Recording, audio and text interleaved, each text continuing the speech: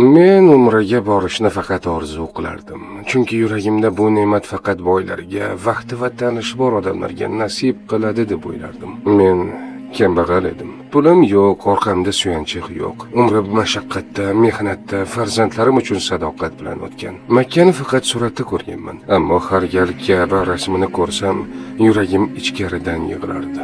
Yillar davomida ichimda faqat bitta so'z aylanardi: "Ey Robbim, meni ham esla. Axir senga oson-ku, ammo Alloh mehribon.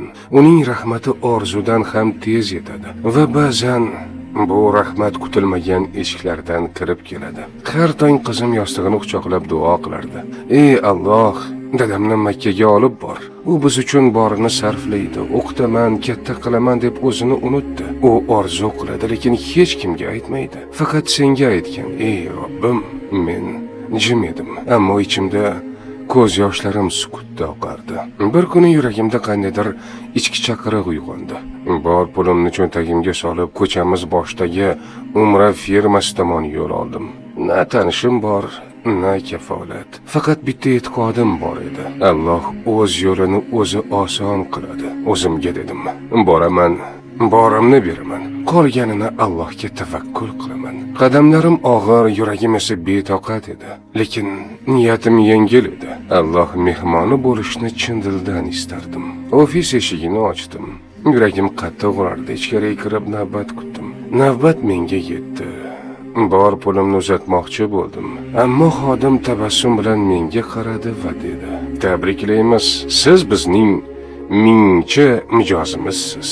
Sizga umra safariga bepul yo'llanma nasib bo'ldi." Men jim qoldim. Ko'zlarimda yosh, qizimning duosi, yuragimdagi ixlos hammasi ko'z o'ngimda jonlandi. Tilimda esa faqat titrab chiqqan so'z: "Ey Robbim, bu sening sovg'ang. Men tavakkal qilib sen tomon yugurdim. Sen esa meni shunday mukofot bilan kutib olding." Xulosa shuki, duo chin yurakdan chiqsa, osmonga yetadi. Tavakkal bilan tashlangan har bir qadam Allohning nusratiga eltadi. Umra boylik bilan emas, ixlos bilan nasib bo'ladi. Siz ham orzuni orqaga surmang. Bor imkoningiz bilan niyat qiling. Qolganini esa Alloh o'zi yetkazadi. Chunki u hech bir orzuni zoya qilmaydigan zotdir.